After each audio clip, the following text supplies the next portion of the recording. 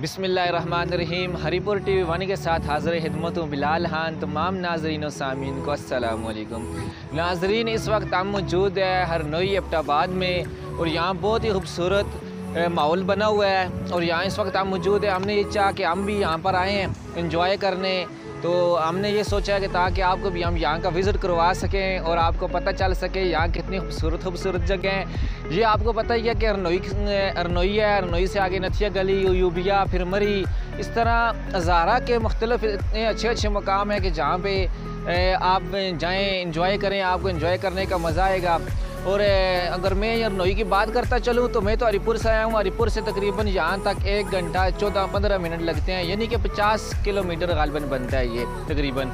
तो उसके बाद आपसे मैं गुजारिश करूँगा, जहाँ आप पिकनिक मनाने का सोचते हैं, एंजॉय करने का सोचते हैं, हनीमून मनाने का, तो यहाँ आप ज़रूर आएँ। यहाँ आपको आने में तकरीबन टाइम भी कम लगता है और आपको मज़ा भी यहाँ आएगा।